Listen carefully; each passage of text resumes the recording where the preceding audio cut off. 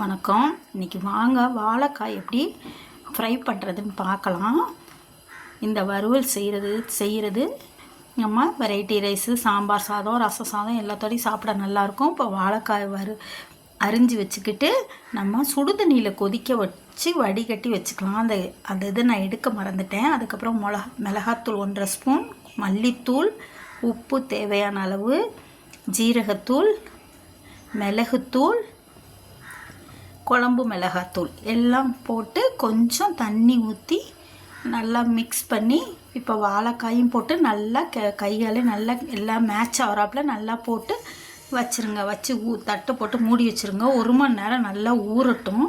ஊறினோன்னா தான் அந்த மசாலாலாம் அதோட நல்லா கோட்டாகி இருக்கும். இப்போ நான் தோசை தவாவை வச்சு அதுலேயே நான் போட்டு வறுக்கிறேன். எண்ணெய் நல்லா ஊற்றி அதுலேயே நான் போட்டுட்டு ஒன்று ஒன்றா எடுத்து வச்சு இந்த மாதிரி ஃப்ரை பண்ணோம்.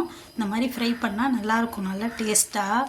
அந்த ஒரு நிமிஷம் சுடுதண்ணியில் போட்டு கொதிக்க வச்சு எடுத்துக்கோங்க. நான் அதை தான் செய்கிறதுக்கு அந்த வீடியோ எடுக்க மறந்தாச்சு. அந்த மாதிரி செஞ்சுக்கோங்க. அப்போ தான் அந்த பச்சை வாடை இருக்காது. நல்லா இந்த மாதிரி பொரித்து எடுத்திங்கன்னா நல்லா செம்ம டேஸ்ட்டாக இருக்கும். இந்த மாதிரி இங்கே பாருங்கள் எவ்வளோ நல்லா ஃப்ரை ஆகிருக்குன்னு. எண்ணெய்க்குள்ளே போடுறத விட இப்படி செய்கிறது ரொம்ப நல்லாயிருக்கும். இந்த மாதிரி நீங்களும் செஞ்சு பாருங்கள். சாம்பார் சாதம், ரசம் சாதம் எல்லாத்துக்கும் நல்லா டேஸ்ட்டாக இருக்கும். வெரைட்டி ரைஸ்க்கும். எங்கள் சேனல் பிடிச்சிருந்தா லைக் பண்ணுங்கள், ஷேர் பண்ணுங்கள், சப்ஸ்கிரைப் பண்ணுங்கள். தேங்க்ஸ் ஃபார் வாட்சிங்.